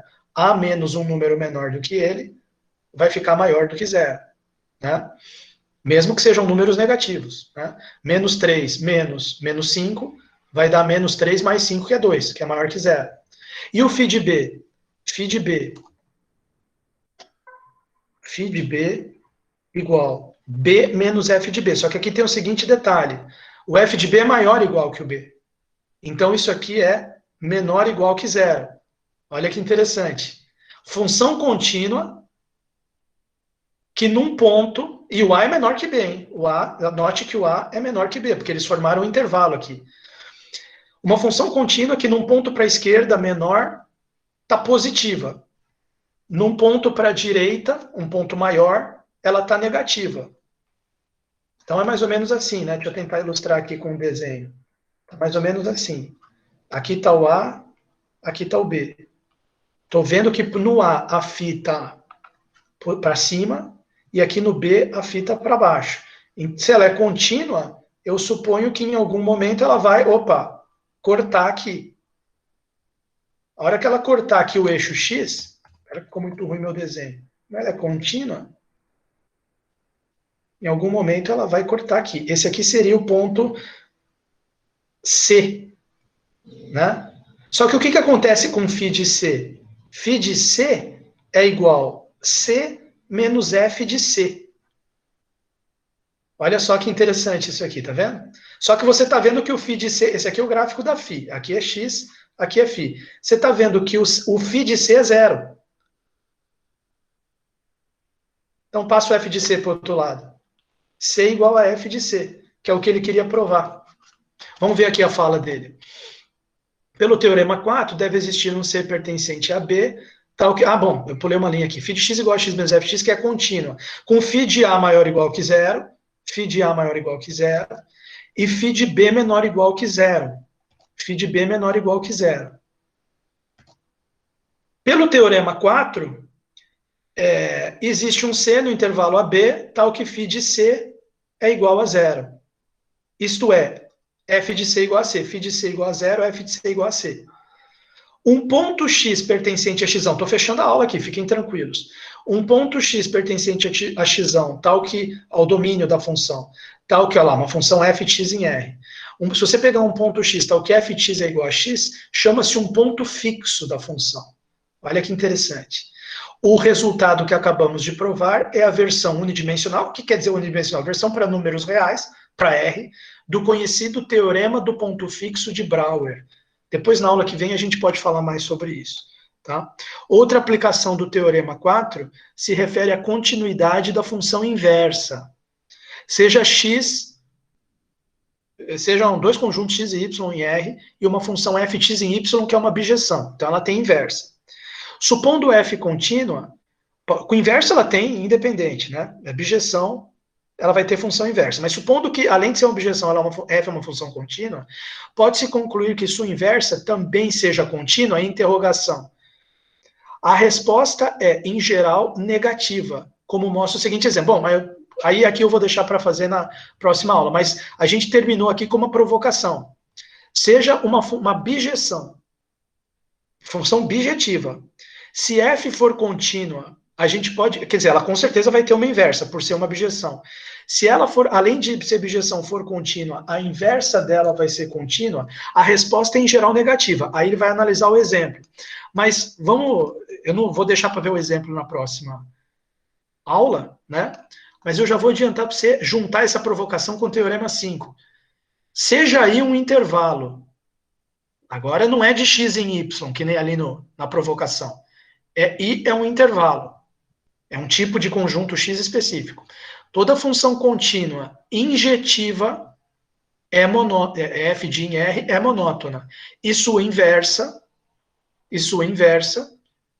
definida no intervalo jf de I, é contínua. Quer dizer, esse teorema 5, ele está tentando... a provocação diz o seguinte, olha, nem sempre que você tiver uma bijeção que tem inversa, o fato da função ser contínua vai fazer com que a sua inversa seja contínua. A resposta é, em geral, negativa. Porém, sob certas condições, dá para garantir a continuidade da inversa. Então, você coloca a função definida no intervalo, injetiva, monótona, sua inversa definida no intervalo é contínua também. Tá certo? Aí a gente discute que isso aqui vai ser o fechamento dessa sessão, porque depois já vem a sessão, tem mais um corolário e vem a sessão 3. Isso aqui vai ser objeto da nossa próxima aula. Ainda falta a sessão 3 e 4, tá? Mas vai dar tempo, a gente vai conseguir fazer. Muito obrigado pela atenção de vocês. Deixa eu salvar aqui e deixa eu encerrar a gravação e colocar a presença para os alunos